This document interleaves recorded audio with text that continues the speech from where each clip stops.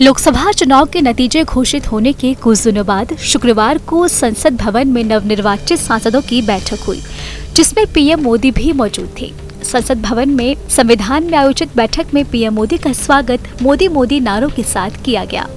बैठक में शामिल होने के लिए पहुंचते ही पीएम मोदी ने सम्मान पूर्वक भारत के संविधान को अपने माथे से छुआ। इस बैठक में ही नरेंद्र मोदी को बीजेपी संसदीय दल का नेता, एनडीए संसदीय दल का नेता और लोकसभा के नेता के रूप में चुना गया। इस बैठक को संबोधित करते हुए पीएम मोदी ने अपनी पिछली सरकार के कामकाज और आने वाली सरकार की योजनाओं का खाका भी खींचा। इसके साथ उन्होंने इंडिया गठबंधन के नेताओं पर भी हमला किया। आइए जानते हैं कि पीएम मोदी के भाषण की प्रमुख बातें क्या रही। उन्होंने इस दौरान एनडीए की भी तारीफ की। बीजेपी के नेतृत्व वाले एनडीए गठबंधन की चर्चा करते हुए पीएम नरेंद्र मोदी ने कहा कि बहुत कम लोग इस बात की चर्चा करते हैं, शायद ये उन पे सूट नहीं करता, लेकिन हिंदुस्तान के इस महान लोकतंत्र की ताकत देखिए। आज देश के 22 राज्यों के लोगों ने एनडीए की सरकार बनाकर उनको सेवा करने का मौका दिया है। उन्होंने कहा है कि हमारा गठबंधन भारत की जो असली स्पिरिट है, जो भारत की आत्मा है, जो भारत के जड़ों में बसा है, उसका एक अर्थ में यह प्रतिबिंब है। उन्होंने कहा है कि देश में आदिवासियों की अधिक आबादी वाले 10 राज्यों में से 7 में आज एनडीए की सरकार है। उन्होंने कहा कि अगर मैं एक तरफ एनडीए को रखूं और दूसरी तरफ भारत के लोगों के सपनों और संकल्पों को रखूं, तो मैं कहूंगा कि एनडीए का अर्थ है न्यू इंडिया, और डी का मतलब है डेवलप इंडिया और ए का मतलब है एस्पिरेशनल इंडिया। आपको बता दें कि इन सपनों और संकल्पों को पूरा करना हम सबका भी संकल्प है और कमिटमेंट भी है, और हमारे पास रोड मैप भी है। संविधान की महत्वता पर पीएम मोदी ने कहा कि हमारा संविधान 75वां वर्ष है। संविधान हमारी भावना है। हम चाहते हैं कि 75वां वर्ष संविधान के स्पिरिट को जन जन तक पहुंचाएं। इस दिशा में हम काम करना चाहते हैं। उन्होंने कहा है कि हमें अपनी पॉलिसी और परफॉर्मेंस और सामान्य आदमी का जीवन बेहतर करने में जरा भी विलंब नहीं करना है। विकास की सारी तैयारी और रोड मैप लेकर हम चलेंगे।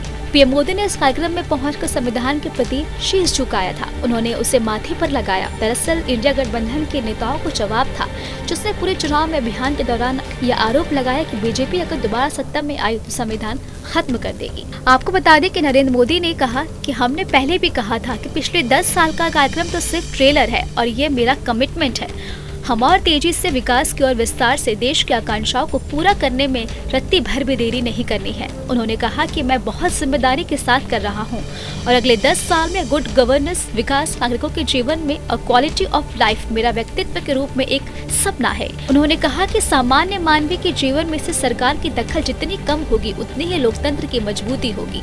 इसके अलावा ईवीएम पर सवाल उठाने वालों पर पीएम मोदी ने कहा कि लोकसभा चुनाव 2024 के जो नतीजे हैं, अगर हर पैरामीटर पर देखें तो दुनिया ये मानती है और मानेगी कि ये एनडीए का महाविजय है। उन्होंने कहा कि 4 जून के पहले ये लोग ईवीएम को लगातार गाली दे रहे थे कि ये लोग तय करके बैठे हैं कि भारत के लोकतंत्र के परिक्रिया के प्रति लोगों का विश्वास ही उठ जाए। मुझे तो लगता है था कि इस बार ये लोग ईवीएम का अर्थ जुलूस निकालेंगे, लेकिन 4 जून की शाम आते आते उनको ताले लग गए। ईवीएम ने उनको चुप कर दिया। ये भारत के लोकतंत्र की ताकत है। वहीं पीएम नरेंद्र मोदी ने कहा कि 10 साल बाद भी कांग्रेस 100 के आंकड़े को नहीं छू पाई, और अगर 2024, 2019 और 2014 को जोड़कर कहूँ तो इन 3 चुनाव में भी इन्हें जितनी सीटें मिली है उससे ज्यादा हमें इस चुनाव में मिले हैं। वहीं इंडी वालों को अंदाजा नहीं है कि वो धीरे धीरे अब तेज गति से गर्त में जाने वाले हैं। वहीं पीएम मोदी ने कहा कि इस चुनाव में दक्षिण भारत में एनडीए की एक नई राजनीति की नींव मजबूत है। कर्नाटक और तेलंगाना जहां हाल ही में उनकी सरकार बनी थी, लेकिन पल भर लोगों का विश्वास टूट गया और एनडीए को गले लगा लिया। मैं तमिलनाडु की टीम को भी बधाई देना चाहता हूं। आज तमिलनाडु में काफी तेजी से एनडीए का वोट शेयर बढ़ा है। इस तरह पहली बार केरल से हमारा प्रतिनिधि बनकर आया है।